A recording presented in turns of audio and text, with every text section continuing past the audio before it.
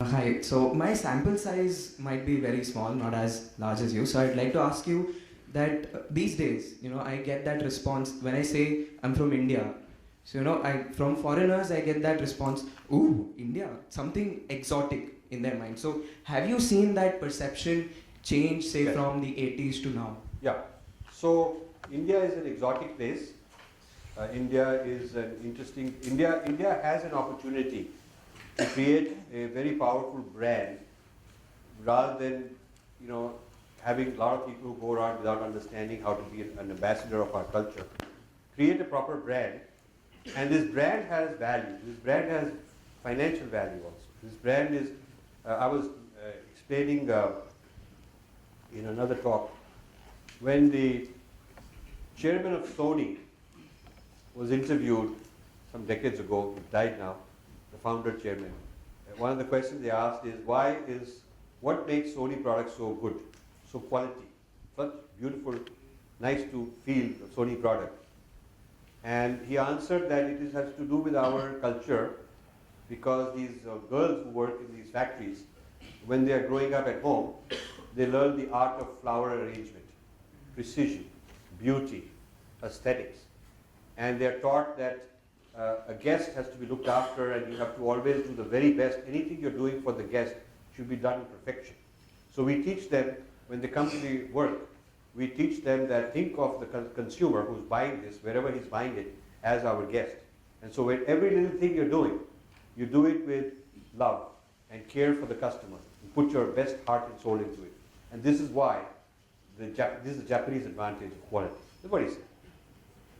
Now, somebody asked Narayan Murthy, why are Indians good at software?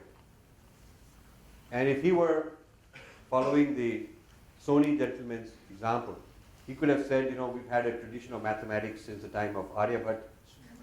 So what he said, he should have said that since the time of Aryabhat, we've had mathematics, quantitative thinking, logic. We are meditators, so we have a lot of attention span, we can pay attention. We are abstract thinkers, we are philosophers.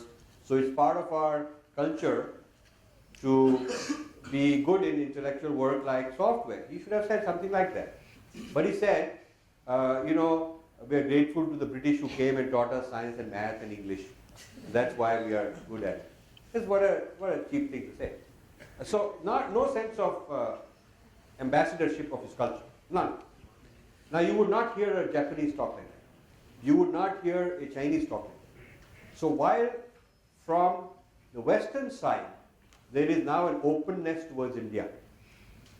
From the question, I see the problem from the Indian side, not being prepared, not teaching their kids about it, not their executives don't know how to project brand India, what is there about our civilization. Even 10 of these 50 examples that I'm talking about, if they were on the fingertips as talking points of our executives, they can change the conversation around. As we are suppliers of knowledge. They can talk about Nalanda as the Ivy League of the past, where we educated the whole world of Asians, at least from there. So we can talk about that we are knowledge producers, we are knowledge exporters, we have a whole history of these things, our contributions to world of mathematics and astronomy, our contributions to metallurgy, to agriculture, to botany, to medicine, to textiles, all kinds of things we can talk about. But we don't have the knowledge base here about our own civilization. So that's why one of the projects that my foundation started is these 20 volumes on history of Indian science and technology, out of which we have 7 or 8 available outside. But that's all one guy can do. We need big corporate people to train their cadre of workers and senior executives on how to project brand India. I don't see that happening. Nobody is doing it.